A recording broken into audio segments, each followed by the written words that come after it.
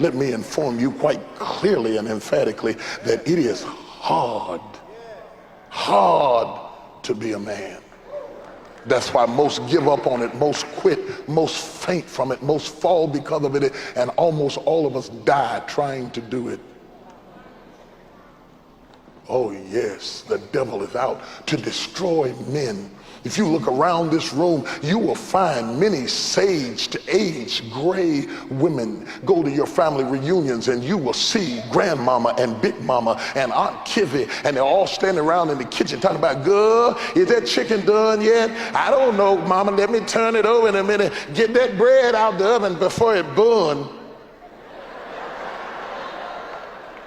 But have you ever asked yourself, where are Grandpapa and Big Papa and Uncle Willie? What happened to Cousin James? What is wrong with our generation that there are few old men left? That means we have few compasses to chart the course and to lead us through the maze of trying to get to our destination on time. We have many men who model to us how to get started, but few that live long enough to show us how to finish. Show us how to make it through the different ages and stages of life, because the challenges of a 20-year-old is far different from the challenges of a 50-year-old, is far different from the challenges of a 70-year-old, and you need somebody who's been there to coach you through the process and look you in the mirror and say, keep coming, boy, don't give up now. I know you lost your job, but keep on coming, keep on, you can do this, don't give up, come on, boy, come on, I know your feelings is hurt, come on. No, you're not gonna be able to do what you used to do 20 years ago. You're not supposed to. You're gonna have to readjust and develop a new normal. Come on.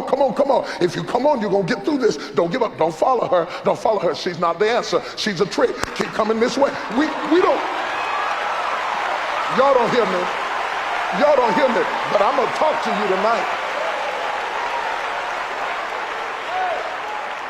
See, you and Big Mama can sit around while y'all picking collard greens, and you can talk to her and she can tell you something. And there's an old woman standing on every corner full of advice, ready to tell you, girl, well, this is what you ought to do. But we have few fathers, few voices, few compasses, few teachers, few leaders, few guides to speak to us in the process. And that is why we get lost in the journey of becoming what we were created to be. We get lost in the process. Some as early as 15 and 16 years old get lost in the maze of masculinity. Some make it to 30 and collapse up under a bush of despair. Some are getting to the middle of their lives, changing their sexual orientation, giving up on women altogether and going after men, and you can't figure out why it is. There's nobody coaching us saying, not that way, go this way, come on, go this way.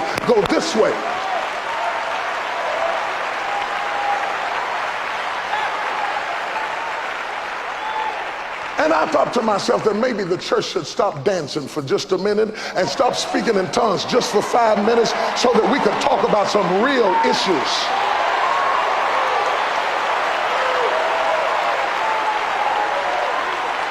I wonder if it would be okay if we would stop hooping long enough to have an intelligent conversation about death climbing up into our windows.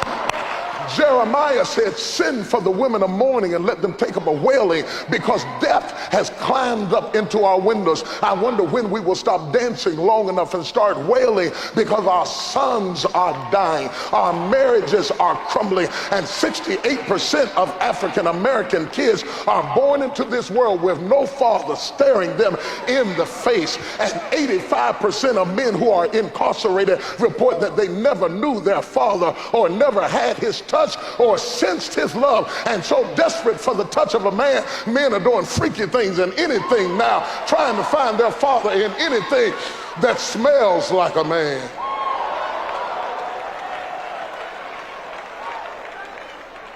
Oh, buckle your seatbelts, you are in for a real ride tonight.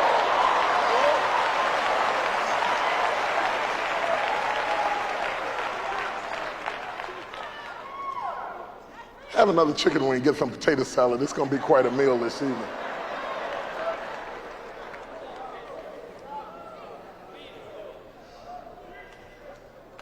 We are in a real crisis. When I started writing Emotions, it is somewhat theological, but it's by and large just very practical stuff.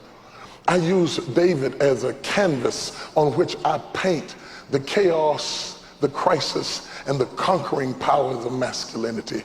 I do it because he is such a broad canvas on which so many things can be painted that are relative to the issues that men confront today, because we get to see David from childhood, from the cradle to the grave. The Bible is explicit about his strengths, his anointings, but it is also candid about his weaknesses and his failures, because I cannot be mentored by anybody that has no sin in their life.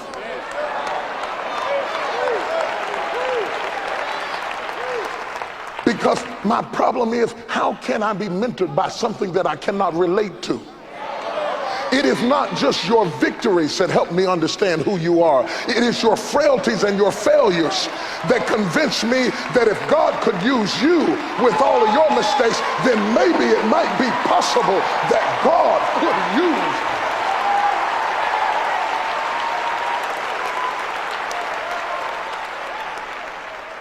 So you look for your superheroes with their blue boots and their capes and their S's on their shirts and lift them up and make them demigods all you want to. But I want to announce to you that Superman was really Clark Kent. It was not that Clark Kent was really Superman. The real strength of any man is knowing his own limitations, and you will never be powerful until you know what your kryptonite is.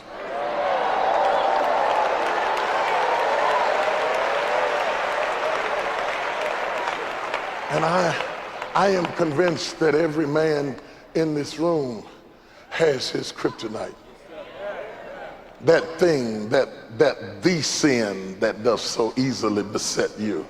And if you are past your 5th birthday, you already know what it is. And I need to see you struggle with it to convince me that I can overcome mine.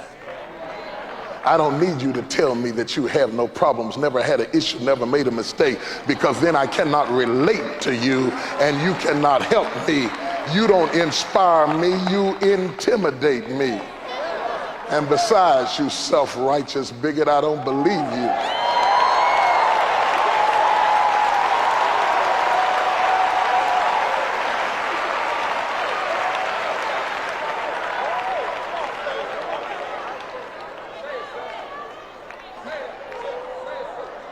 You tried to make me spiritual, but all you really did was make me suspicious.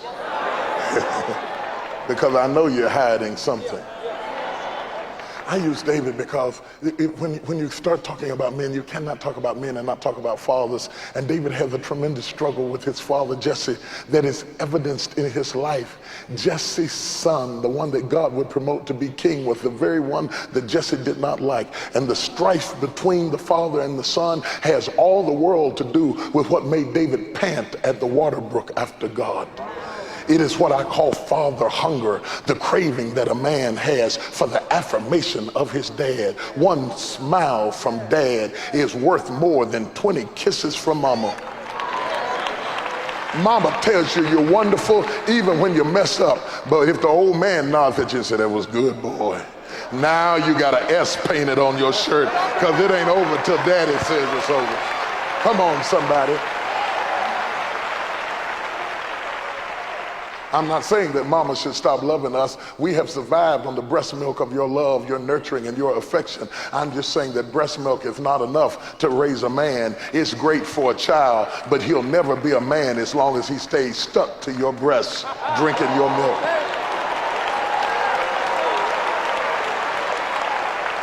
So you have nurtured baby Hueys. They got bigger, but they didn't get better because they never got off of your breasts to find their dads, to find out who they could become or what they could be. Can I go deeper with this? Now David is my canvas on which I paint, because in order to talk about men, I must talk about the fact that they need their fathers and what happens when they don't have their fathers. And David is the canvas on which I paint, because David is the first kid that I see that God called to be a king while he was still a kid, and said, I have found a man after my own heart. And that was one of the reasons Samuel had trouble finding David, because Samuel was looking for a man, but God was talking about a boy. Why did God call the boy a man? It's because God knew that he had the power to make the boy become what he called him. Are you hearing what I'm saying? And so I want to share with you that there is a king in every kid, and there is a kid in every king. And you'll never be the king that you were created to be until somebody looks at the kid in you and sees the king in you and pulls out of you who you were destined to be. So Samuel opened up his horn of oil and poured it lavishly on the head of David until all of David's clothes, stinking though they were saturated with the anointing of possibilities and potentials. And most men die with needles in their arms, sick, diseased, and in trouble, because nobody ever looked them in the eye and told them, I see the king in you.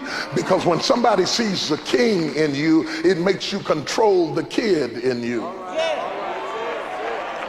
But in the absence of a kingly prophecy, you are left to be a kid, kids playing in the toy chest of your childhood. Oh, and at the toys we play with, toys. Where are my boys at? Every boy in here knows his toys. My brother said the only difference between a man and a boy is how much he pays for his toys. But some of the toys we play with have no price at all. If you count money as the only price you pay. But there are some things that you play with that cost more than money. It's your toys that's killing you. The temptations of your youth, toys.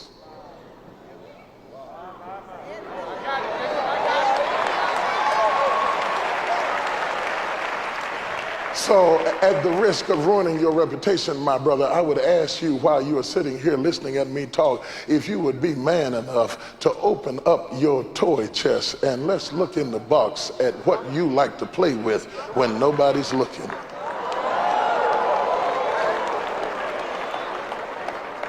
Because somewhere in your toy chest, sir, is your kryptonite.